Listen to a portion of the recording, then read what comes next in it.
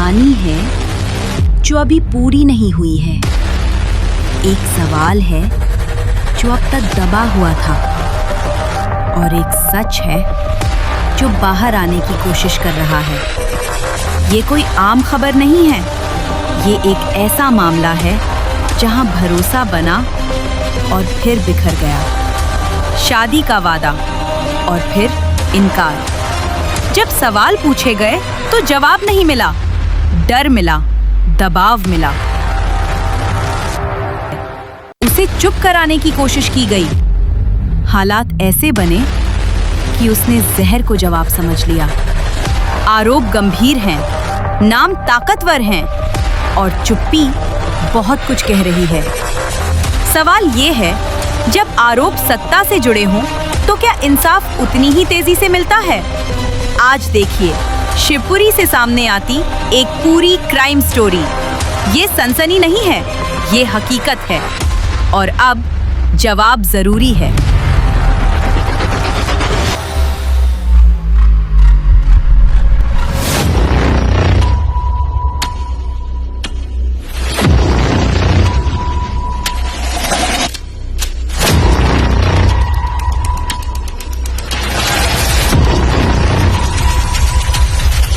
आज जो कहानी हम आपको बताने जा रहे हैं वो किसी फिल्म की स्क्रिप्ट नहीं है। ये एक लड़की की जिंदगी का वो अध्याय है जहां भरोसा टूटा, वादा बिखरा और इंसाफ सवालों के घेरे में आ गया। मध्य प्रदेश का शिवपुरी एक शांत जिला, लेकिन आज यही शिवपुरी एक गंभीर आरोप को लेकर सुर्खियों में है। एक युवती का आरोप है कि उसके साथ शादी का भरोसा देकर शोषण किया गया।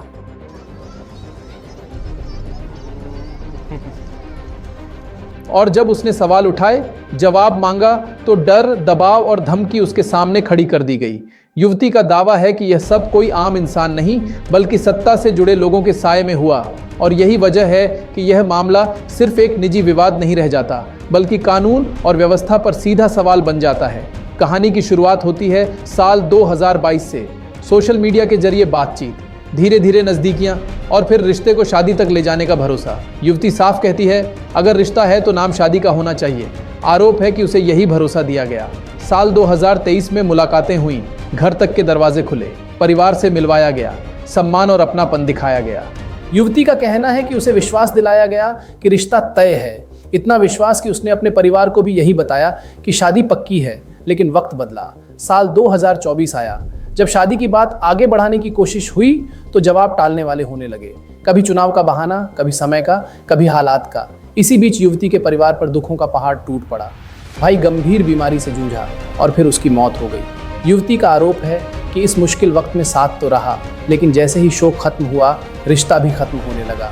फिर एक दिन वो सवाल पूछा गया जिसका जवाब किसी रिश्ते की बुनियाद तय कर देता है, और जवाब में कहा गया, क्या प्यार का मतलब शादी ही होता है? यहीं से कहानी ने खतरनाक मोड़ लिया। युवती का दावा है कि जब उसने विरोध किया, सवाल किए, तो उसे अपशब्द कहे गए, डराया गया। यहाँ तक कहा गया कि अगर ज़्यादा पीछा किया तो अंजाम बुरा होगा। उसका आरोप है कि ये धमकियाँ यूं ही नहीं थीं, बल्कि सत्ता के भरोसे दी जा रही थीं। और फिर आता है वो दिन, 23 दिसंबर। युवती ने 45 नींद की गोलियाँ और चूहा मारने की दवा खा ली। यह आत्महत्या नहीं थी, ये उस सिस्टम पर लगाया गया सवाल था जो उसकी बात सुन तो रहा था, लेकिन समझ नहीं रहा था। हालत बिगड़ी, अस्पताल पहुंची। 30 दिसंबर को जिंदगी तो बच गई, लेकिन सवाल आज भी जिंदा हैं।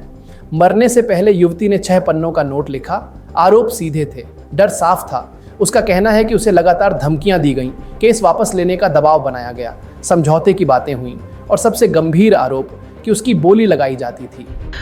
मेरी मुलाकात तो नगर पालिका अध्यक्ष शिवपुरी गायत्री शर्मा के बेटे से 2022 में हुई थी, जिसका नाम रजत शर्मा है। स्टार्टिंग से गायत्री शर्मा और उनके परिवार को हमारे रिलेशन के बारे में पता था, और रजत ने स्टार्टिंग से मुझे शादी का झूठा वादा करके मुझे फंसाया और मेरा फिजिकली शोषण किया।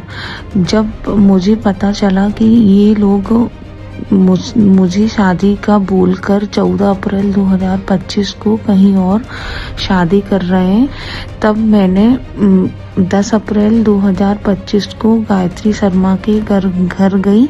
वहाँ मुझे गायत्री शर्मा ने कई प्रकार की धमकियाँ दी, गाली गलौज किया और ये बोला कि लड़की त्याग और बलिदान करना सीख, मैं तेरी शादी नहीं होने दूंगी अपने बेटे से, और जो था सब झूठ था और तूने ज़्यादा चकड़ की तो मैं तुझे बताऊंगी कि मैं क्या हूँ।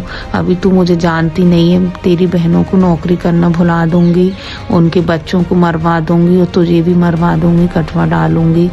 फिर जब मैंने अपनी फैमिली वालों को ये बताया तो उसके बाद मेरे घर वालों ने भी इन लोगों से बात करने की कोशिश की, लेकिन कोई जवाब नहीं मिला।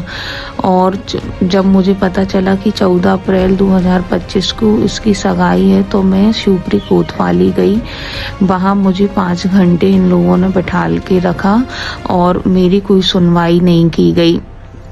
उसके बाद राजनीतिक दबाव बनाकर मेरे घर वालों को वहाँ भेजकर सिटी कोतवाली मुझे वहाँ से बुला लिया गया।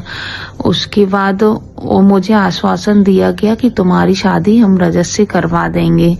उसके बाद तकरीबन 14 अप्रैल से लेके 30 अप्रैल तक इन लोगों ने बैठक लगा के मेरी बोली लगाई, 50 लाख, 60 लाख, 70 लाख, जिसमें शिवपुरी शहर के पूरे राजनेता, बड़े बड़े अधिकारी सब लोग शामिल थे। और आए दिन इन लोगों ने मेरे घर पे गुंडे भेजे धमकाने के लिए। मेरे ऊपर पूरा प्रेशर इन लोगों ने बनाया कि मैं इनके बेटे की कंप्लेंट ना करूं।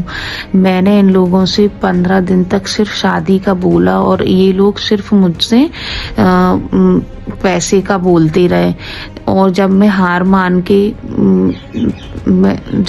मान के 30 अप्रैल को पहुंची वहां अपनी कंप्लेंट कराने सिटी कोतवाली, तो वहाँ पुलिस अधिकारी द्वारा भी मुझे पैसे का ऑफर दिया गया, लेकिन मैंने अपनी कंप्लेंट करवाई। और इस संदर्भ में मैंने शिवपुरी के बड़े बड़े नेताओं से भी मदद मांगी। महारानी यशोधरा राजे सिंधिया को भी मैंने मैसेज किया और ज्योतिरादित्य सिंधिया महाराज साहब को भी मेरे मैटर का पूरा पता है कि गायत्री शर्मा जो प्रथम नागरिक हैं, इतने बड़े पद पे बैठी हैं, इनने महिला होते हुए भी मेरी बोली जैसी इतना बोली लगाने का इतना तुच्छ काम किया।